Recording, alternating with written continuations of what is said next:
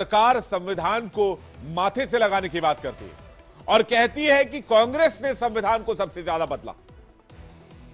और आज इस बारे में रक्षा मंत्री राजनाथ सिंह ने सदन के अंदर बयान दिया। वार पलटवार का जो सिलसिला चला वो हम आपको दिखाएंगे, किसने क्या कहा सदन के अंदर वो भी आपको दिखाएंगे। पहले पूरी खबर जान लीजिए। संसद के शीतकालीन सत्र के 14वें दिन संविधान को 75 साल पूरा होने पर लोकसभा में संविधान पर चर्चा हुई, जिसकी शुरुआत रक्षा मंत्री राजनाथ सिंह ने की। 1 घंटे 10 मिनट की स्पीच में राजनाथ सिंह ने विपक्ष पर जोरदार हमला बोला। सबसे तीखे हमले कांग्रेस पर किए। राजनाथ सिंह ने कांग्रेस पर ही संविधान बदलने का आरोप लगा दिया।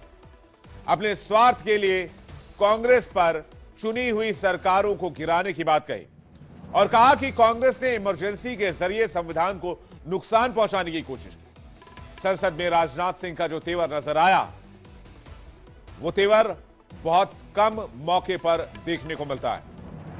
लेकिन राजनाथ सिंह के सवालों के जवाब प्रियंका गांधी की तरफ से मिले। पहली बार वो लोकसभा में बोल रही थी।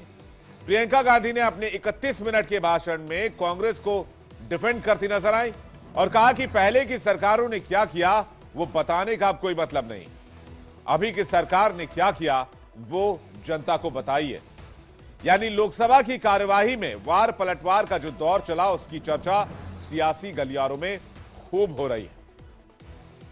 लेकिन बीते कुछ समय से संविधान को लेकर इस देश में एक अलग ही सियासत देखने को मिल रही है और इसकी शुरुआत जब से इंडिया अलायंस फॉर्म हुआ तब से ज्यादा हुई। विपक्ष बीजेपी पर संविधान बदलने का आरोप लगाता रहा, जिसका जवाब राजनाथ सिंह ने दिया और यह आरोप लगाया कि बीजेपी नहीं, कांग्रेस ने संविधान को अपने हिसाब से समय समय पर बदला। कैसे, आपको बयान सुनाने से पहले डेटा बता देते हैं। पंडित जवाहरलाल नेहरू के प्रधानमंत्री रहते 17 बार संशोधन किया गया। पूर्व प्रधानमंत्री इंदिरा गांधी के समय में 28 बार संविधान में बदलाव हुआ। पूर्व प्रधानमंत्री राजीव गांधी के समय में 10 बार संविधान में बदलाव हुआ। पूर्व प्रधानमंत्री मनमोहन सिंह के समय में 7 बार संविधान में संशोधन किया गया, अमेंडमेंट किया गया। रक्षा मंत्री राजनाथ सिंह ने यह आंकड़े पेश करते हुए कहा कि विरोधियों को चुप कराने के लिए कांग्रेस ने संवैधानिक संशोधन किए, लेकिन बीजेपी ने संविधान को राजनीतिक हित का जरिया नहीं बनाया, जिस पर प्रियंका गांधी ने जवाब दिया। दोनों नेताओं के बीच वार पलटवार के सिलसिले को आपको भी देखना चाहिए। हमेशा संविधान को राजनीतिक हित साधने का एक माध्यम बनाया है और उसकी मूल भावना को तहस नहस करने का कांग्रेस ने काम किया है। अध्यक्ष महोदय, उनके मुंह से संविधान की रक्षा जैसी बातें मैं समझता हूं शोभा नहीं देती। अध्यक्ष महोदय, आज मैं देखता हूं कि विपक्ष के कई नेता संविधान की प्रति अपनी जेब में रखकर घूमते हैं। असल में उन्होंने बचपन से ही यही सीखा है। उन्होंने पीढ़ियों से अपने परिवार में संविधान को जेब में ही रखे दिया।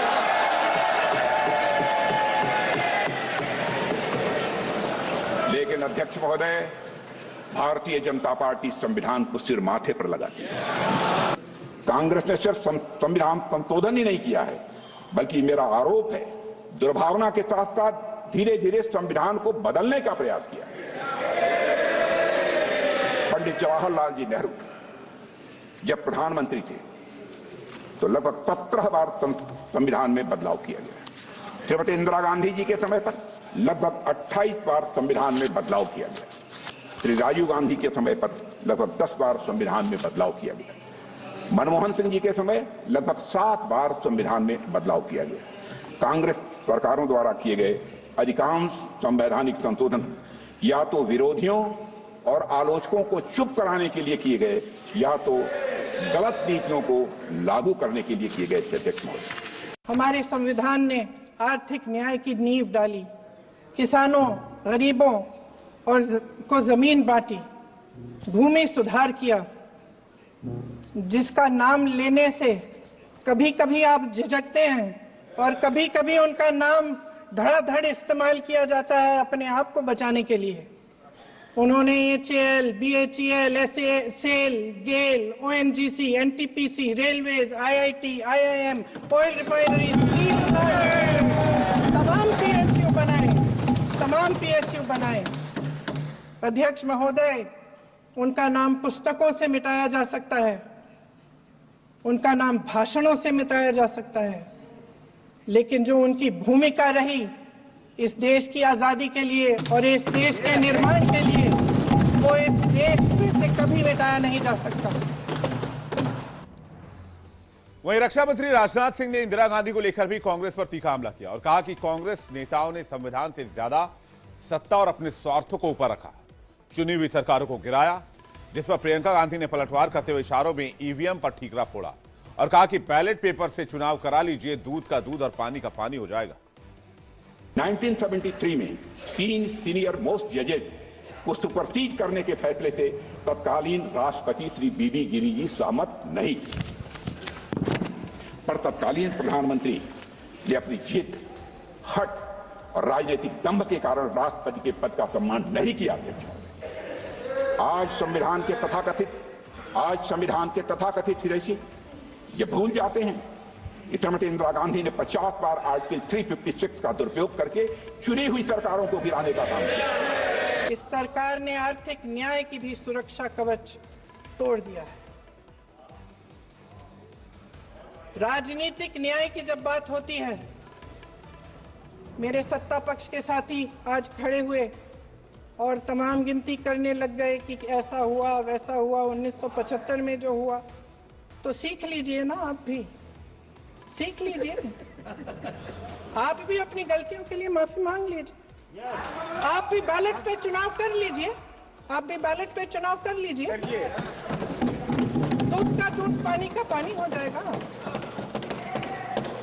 एक निंदनीय संशोधन जो अंततः लैप्स हो गया, वह था 1976 में किया गया 41वां संविधान संशोधन विधेयक।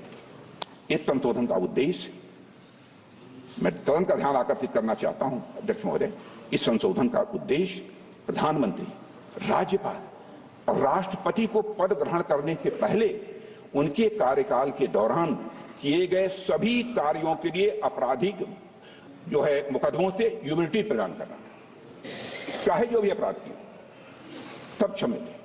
अध्यक्ष महोदय, इसका मतलब यह था सबसे जघन्य अपराध करने वाला व्यक्ति भी अगर एक दिन के लिए भी संवैधानिक पद पर बैठ जाए तो उसके सभी अपराध माफ।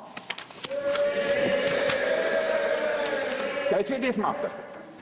जैसा कि आप जानते हैं कि आर्टिकल 368 के माध्यम से संविधान में संशोधन की व्यवस्था की गई है और संविधान में लोकसभा का कार्यकाल भी बढ़ाकर 6 साल कर दिया गया।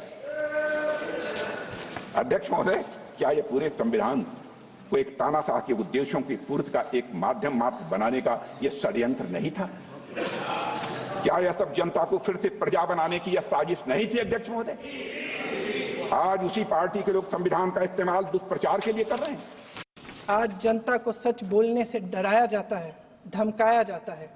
पत्रकार हो या विपक्ष का नेता हो या किसी यूनिवर्सिटी का प्रोफेसर हो, छात्र संघ हो या कर्मचारियों का संगठन हो, सबका मुंह बंद कराया जाता है। किसी पे ईडी, किसी पे सीबीआई, किसी पे इनकम टैक्स,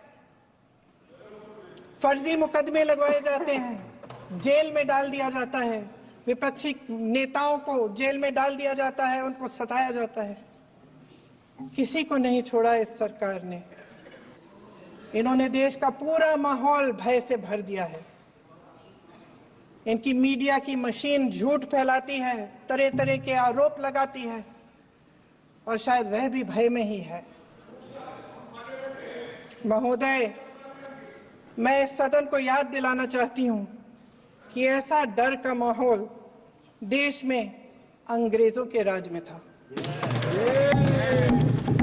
जब इस तरफ बैठे हुए गांधी की विचारधारा वाले लोग आजादी की लड़ाई लड़ रहे थे और उस तरफ वाली विचारधारा वाले लोग भय में रहकर अंग्रेजों के साथ साठगांठ कर रहे थे।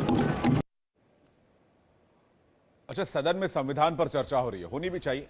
संविधान के साथ किसने क्या किया, कितनी बदलावें की, क्या बातें हुई, क्या बातें नहीं हुई, क्या ठीक किया गया, क्या गलत किया गया, इसका आकलन तो होगा, समीक्षा होगी, होनी भी चाहिए। लेकिन आम जनता से जुड़े मुद्दों का क्या? संसद के दोनों सदनों में अब तक जो कुछ भी देखा गया है वो सवालों के दायरे में है। पिछले कुछ सालों में एक पैटर्न दिखता है कि विपक्ष किसी एक मुद्दे पर सदन में खूब शोर करता है, जिसमें दोनों सदनों में सिर्फ हंगामा होता है। तो क्या इससे जनता से जुड़े मुद्दे दरकिनार नहीं होते हैं? किसानों की बात, रोजगार की बात, महंगाई की बात कौन करेगा? अगर विपक्ष इस पर सवाल नहीं पूछेगा, सरकार से सवाल नहीं पूछेगा, फिर कौन पूछेगा? सदन के अंदर कौन है? और इस बार भी वैसा ही कुछ है। अभी संविधान को लेकर चर्चा हुई, इससे पहले अडानी को लेकर रोज हंगामा होता था सदन के अंदर, और अडानी का मामला 2 साल से सदन के अंदर गूंज रहा है। 25 नवंबर को संसद का शीतकालीन सत्र शुरू हुआ था, लेकिन अभी तक इसमें कोई एक ऐसा मुद्दा बता दीजिए जो बहुत जरूरी लोगों के लिए हो, जिस पर बातचीत हो रही हो, जिस पर सरकार से जवाब तलब किया गया। इस सत्र के लिए जो एजेंडा तय किया गया था उस पर भी ना के बराबर ही काम हुआ है। आलम यह है कि संसद के दोनों सदन हर दिन बिना किसी कामकाज के स्थगित हो जा रहे हैं। संसद का काम देश के लिए कानून बनाना है, साथ ही देश के लिए जो महत्वपूर्ण विषय होते हैं, देश की जनता के लिए जो महत्वपूर्ण विषय होते हैं, उन पर चर्चा करना है। इन चर्चाओं के लिए संसद से अच्छा और बड़ा फोरम कोई और हो ही नहीं सकता, जो लोगों की भलाई के लिए, अंत्योदय के लिए काम करे, उस पर सवाल करे, उस पर डिबेट करे। देश में कई समस्याएं, कई मसले हैं। Manipur, one nation one election, किसान, महंगाई, Waqf act, places of worship act, ऐसे कई मुद्दे हैं जिन पर चर्चा होनी चाहिए। सरकार कहती है वो इन मुद्दों पर चर्चा के लिए तैयार है। महंगाई, बेरोजगारी की बात भी विपक्ष उठा सकता है, लेकिन हर बार की तरह हंगामा और सिर्फ हंगामा। इसके बाद सदन की कार्यवाही स्थगित हो जाती है। इसलिए लोगों को यह उम्मीद लग रहा है कि सदन के अंदर लोगों की बात होगी, और ये बातें इसलिए मैं आपसे कह रहा हूं क्योंकि संसद का यह सत्र भी हंगामे की भेंट चढ़ता ही नजर आ रहा है। 22 दिसंबर को संसद का सत्र खत्म हो जाएगा, लेकिन कामकाज की बात करें तो शुरुआत के एक हफ्ते का लेखा जोखा जो सामने आया है, उसमें 5 दिन में लोकसभा की कार्यवाही 69 मिनट चली है और राज्यसभा की कार्यवाही 94 मिनट चली है। लोकतंत्र का चौथा स्तंभ होने के नाते मेरा फर्ज है कि मैं आपको बताऊं कि सदन का कामकाज आपके लिए कितना हो रहा है।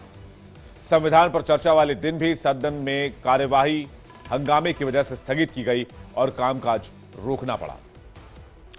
बहरहाल प्रियंका गांधी ने लोकसभा में अपना पहला भाषण दिया आज। राजनाथ सिंह का जवाब हमने आपको सुनवाया। इसे लेकर राहुल गांधी का बयान आया। राहुल गांधी ने प्रियंका के पहले भाषण की तारीफ की और कहा कि उनका भाषण शानदार था, उनकी शैली बड़ी अच्छी थी। वहीं संविधान पर चर्चा के दौरान समाजवादी पार्टी के अध्यक्ष अखिलेश यादव का शायराना अंदाज देखने को मिला। इस पर खूब चर्चा हो रही है, आप भी देखिए। न मेरा है न तेरा है, ये हिंदुस्तान सबका है। नहीं समझी गई ये बात तो नुकसान सबका है। हजारों रास्ते खोजे गए उस तक पहुंचने के, मगर पहुंचे हुए ये कह गए भगवान सबका है। जो इसमें मिल गई नदियां वो दिखाई नहीं देती महासागर बनाने में, मगर एहसान सबका है। अनेकों रंग खुशबू नस्ल के फल फूल पौधे हैं, मगर उपवन की इज्जत आबरू ईमान सबका है। शेरो शायरी का अंदाज आजकल खूब देखा जा रहा है। हर नेता अपने हिसाब से शेरो शायरी आजमा रहा है, लेकिन अदावत की बात की जाए तो इससे बड़ी अदावत सदन के अंदर नहीं हो सकती। संसद में संविधान पर पक्ष विपक्ष लोकसभा में चर्चा हुई, इसके पहले राज्यसभा में जमकर हंगामा हुआ। विपक्ष ने सभापति जगदीप धनखड़ के खिलाफ अविश्वास प्रस्ताव का नोटिस दिया, जिसके खिलाफ बीजेपी सांसद राधा मोहन दास अग्रवाल ने विशेषाधिकार हनन का नोटिस दे दिया और इस पर शुरू हो गया हंगामा। इस दौरान धनखड़ और राज्यसभा में विपक्ष के नेता मल्लिकार्जुन खड़गे के बीच फिर से एक बार तीखी बहस हो गई। सभापति जगदीप धनखड़ और मल्लिकार्जुन खड़गे ने एक दूसरे पर तीखे प्रहार किए। सुनिए। तो किसान मजदूर का बेटा हूं, और आप उधर साइड में सबको बोलने दे रहे हैं, सबके लिए एनकरेज कर रहे हैं और हमारे पार्टी के नेताओं का इंसल्ट कर रहे हैं, कांग्रेस पार्टी को इंसल्ट कर रहे हैं। और अरे ये क्या है? आप सर, अगर आप ये करना चाहते हैं इस ढंग से अगर चलाना चाहते हैं तो इसकी जिम्मेदारी आपकी है। आपने, मैं कहूँगा आप पर्पजली उनको एनकरेज कर रहे हैं। मैं तो बताओ, उनको बताओ, मेरी बात बोलता हूँ। क्यों माननीय चंद्रशेखर, आपके तारीफ सुनने के लिए हम नहीं आए साहब, आपकी तारीफ सुनने के। अभी जोरदार हंगामे के बाद राज्यसभा सभापति जगदीप धनखड़ ने कांग्रेस अध्यक्ष मल्लिकार्जुन खड़गे को मिलने के लिए कैबिन में बुलाया। शीतकालीन सत्र में संसद के उच्च सदन में विपक्ष सभापति के खिलाफ बातें करता रहा, जिसे लेकर हंगामा होता रहा। 14वें दिन भी अविश्वास प्रस्ताव के नोटिस के बाद हंगामा हुआ। उपराष्ट्रपति जगदीप धनखड़ के 3 साल के कार्यकाल में विपक्ष दूसरी बार अविश्वास प्रस्ताव का नोटिस लेकर आया है। लेकिन राज्यसभा के सभापति को हटाने की प्रक्रिया क्या होती है, यह भी आपको बता देते हैं। दरअसल राज्यसभा में बहुमत से प्रस्ताव पारित कराना होता है। प्रस्ताव लाने से पहले 14 दिन पहले नोटिस देना होता है। प्रस्ताव को लोकसभा में भी पारित कराना जरूरी है। तो इसमें 2 कंडीशंस अब इस नोटिस पर अप्लाई नहीं हो रहे हैं, क्योंकि ना तो 14 दिन का वक्त बचा है और ना ही लोकसभा में विपक्ष के पास स्ट्रेंथ है। तो क्या विपक्ष सभापति पर प्रेशर बनाना चाहता है? क्या वो चाहता है कि सभापति उनकी बात सुने, इसलिए यह अविश्वास प्रस्ताव लाया गया है ताकि उन पर दबाव बनाया जा सके? हो सकता है। राज्यसभा में अभी बहुमत का आंकड़ा एनडीए के पास है। इस लिहाज से देख लें तो सभापति के खिलाफ अविश्वास प्रस्ताव राज्यसभा से ही पास होता नजर नहीं आता है और ना ही ये लोकसभा से पास हो सकता है। लोकसभा में एनडीए के 293 सांसद हैं। बहुमत का आंकड़ा 272 है। विपक्ष अगर के अंदर भी 14 सांसदों को साथ ले आए तो लोकसभा में भी फिर भी पारित नहीं करा जा सकता है। बावजूद इसके जनहित के मुद्दों को छोड़कर सभापति के खिलाफ अविश्वास प्रस्ताव लाना एक सोची समझी रणनीति का हिस्सा नजर आता है। अब सवाल यह है कि इसे लेकर बार बार हंगामा भी होता है और सदन स्थगित भी होती है, और ऐसे में टैक्स पेयर्स के जो पैसे सदन की कार्रवाई में लगा जाते हैं, उस पैसे को लेकर फिर सवाल लोग पूछते हैं। आगे बढ़ते एक खबर आपको बताते हैं, कोलकाता से है। कोलकाता के आरजी कर मेडिकल कॉलेज और अस्पताल में जूनियर डॉक्टर से दुष्कर्म और हत्या के मामले में 2 आरोपियों को जमानत मिलने पर सीबीआई की चार्जशीट सवालों के घेरे में आ गई कि इतने जघन्य अपराध में कहां चूक हुई कि आरोपियों को जेल में नहीं रख पाए, कोर्ट को उन्हें जमानत देनी पड़ी। पूर्व प्रिंसिपल संदीप घोष समेत 2 आरोपियों को बेल मिल गई, जिसके बाद पीड़ित परिजनों ने दुख जाहिर किया। जूनियर डॉक्टर्स के माता पिता ने सीबीआई जांच को लेकर निराशा जताई है। उन्होंने कहा कि संदिग्धों को जमानत मिलना दुख का विषय है, सिस्टम ने हमें निराश किया है। वहीं मृत जूनियर डॉक्टर के लिए न्याय की मांग कर रहे डॉक्टर ने कहा, वो भी ये कह रहे हैं कि हम मायूस हैं लेकिन पीछे हटेंगे नहीं। जूनियर डॉक्टर्स ने आरजीकर मेडिकल कॉलेज घटना के 4 महीने पूरे हो जाने पर पीड़ित जूनियर डॉक्टर को स्मारक पर श्रद्धांजलि अर्पित की। दरअसल आरजीकर मेडिकल कॉलेज में जूनियर डॉक्टर से दुष्कर्म और हत्या मामले में सियालदह कोर्ट ने मेडिकल कॉलेज के पूर्व प्रिंसिपल संदीप घोष और ताला पुलिस स्टेशन के पूर्व प्रभारी अभिजीत मंडल को जमानत दे दी। कोर्ट ने कहा कि सीबीआई 90 दिनों में दोनों के खिलाफ आरोप पत्र दायर नहीं कर सकी, इसलिए जमानत दी गई है। कोर्ट का यह फैसला सामने आने के बाद सीएम ममता बनर्जी ने एक्स पर एक पोस्ट किया जो अब सुर्खियों में आ गया है। उन्होंने लिखा, मैंने पहले भी कहा और फिर से कहूंगी, हर बलात्कारी को सबसे कठोरतम सजा मृत्यु दंड से कम कुछ नहीं मिलनी चाहिए। लेकिन यह मामला एक बार फिर से तूल पकड़ेगा, सवालों के घेरे में आएगा और देश भर में एक बार फिर से आप इसे लेकर प्रोटेस्ट का सिलसिला देखेंगे। डॉक्टर्स की नाराजगी का सिलसिला इससे शुरू हो सकता है। आगे बढ़ते हैं, बात मुगलों के दावे की। लाल किले पर मुगलों ने एक बार फिर से दावा कर दिया है। यह खबर बेशक आपको चौंका सकती है, तो पूरी खबर क्या है आइए मैं आपको बताता हूं। देश की सार्वजनिक संपत्तियों पर मालिकाना हक जताने का सिलसिला लगातार चल रहा है। लाल किला देश की शान है, उस पर भी मालिकाना हक जताया गया है, वो भी तथाकथित मुगलों की तरफ से। खुद को मुगलों की वंशज बताने वाली सुल्ताना बेगम ने लाल किले पर कब्जे की मांग कर डाली। कहानी बड़ी इंटरेस्टिंग है, डिटेल से समझिए। मुगल बादशाह बहादुर शाह जफर के सेकंड पर पोते की विधवा सुल्ताना बेगम ने लाल किले पर अपना मालिकाना हक ठोक दिया है। जिसको लेकर कोर्ट में याचिका दाखिल की गई और कहा कि वो बहादुर शाह जफर द्वितीय की वंशज हैं, इसलिए इस हिसाब से लाल किला उनकी हुई क्योंकि वो मुगल वंशज से आती।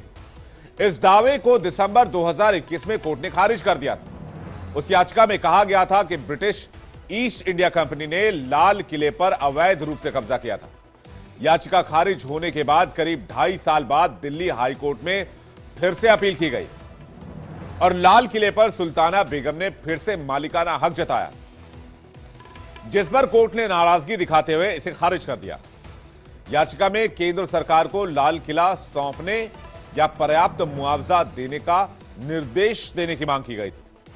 साथ ही 1857 से लेकर अब तक सरकार द्वारा कथित अवैध कब्जे के लिए मुआवजे की भी मांग की गई थी, लेकिन यह संभव नहीं हो पाया क्योंकि कोर्ट ने इस मामले को, इस याचिका को सिरे से खारिज कर दिया। बात एक और खबर की करते हैं जो दिन भर हेडलाइंस में रही, सुर्खियों में रही। पुष्पराज यानी कि अल्लू अर्जुन, जिनकी हाल ही में मूवी आई पुष्पा 2, जिसने थिएटर्स के, जिसने सिनेमा घरों के कई रिकॉर्ड्स तोड़ दिए, वर्ल्ड वाइड बम्पर कमाई की। लेकिन दूसरी तरफ हैदराबाद के संध्या थिएटर में पुष्पा 2 का प्रीमियर किया गया और इस दौरान भगदड़ मच गई और इसी सिलसिले में अल्लू अर्जुन को आज गिरफ्तार कर लिया गया, जिसके बाद उन्हें निचली अदालत में पेश किया गया। तो निचली अदालत ने उन्हें 14 दिन की जुडिशियल कस्टडी दे दी, यानी 14 दिन जेल भेज दिया। उन्हें जेल पहुंचा भी दिया गया था, लेकिन 2 घंटे के बाद ही तेलंगाना हाईकोर्ट ने अल्लू अर्जुन को इंटरिम बेल दी, अंतरिम जमानत। केस में जांच जारी रहने से अभिनेता को अस्थायी राहत मिली है। जमानत मिलने के बाद पुष्पा यानी कि अल्लू अर्जुन फिल्मी स्टाइल में पुलिस स्टेशन से बाहर आते दिखे। थाने के बाहर अल्लू अर्जुन के फैंस की भीड़ नजर आ रही थी। जरा तस्वीर आप देखिए जब अल्लू अर्जुन पुलिस स्टेशन से बाहर आ रहे थे। दरअसल जब अल्लू अर्जुन को गिरफ्तार किया गया था उस समय भी पुलिस स्टेशन के बाहर अल्लू अर्जुन के फैंस जमा होने लगे थे। ये तब की तस्वीर है जब उन्हें रिलीज किया गया और वो अपने घर के लिए रवाना हुए।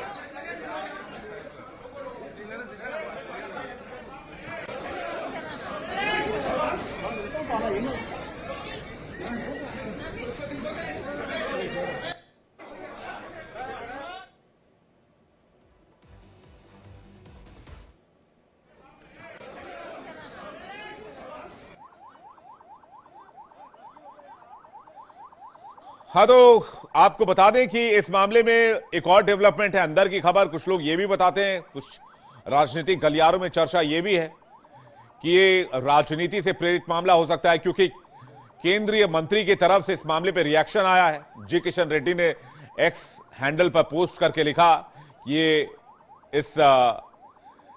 जो घटनाक्रम है इसकी वो कड़ी निंदा करते हैं। अल्लू अर्जुन की जो गिरफ्तारी हुई उसकी कड़ी निंदा करते हैं। तो ये पूरा मामला देखिए क्या है कि संध्या थिएटर में फिल्म की स्क्रीनिंग हुई थी और वहां अल्लू अर्जुन आए थे। वहां पर उनके जमा होने से भीड़ काफी बढ़ गई फैंस की और वहां पर स्टैम्पीड हो गया। पुलिस का कहना था कि भीड़ को कंट्रोल करने में काफी दिक्कत हुई, अल्लू अर्जुन नहीं आते हादसा नहीं होता, इसलिए अल्लू अर्जुन को इस मामले में पार्टी बनाया गया और इसी केस में उन्हें गिरफ्तार कर लिया गया। लेकिन कहा जाता है कि राजनीतिक झुकाव या फिर राजनीति से प्रेरित यह इंसिडेंट है, इस बारे में लेकर भी राजनीतिक गलियारों में खूब चर्चा की जा रही है।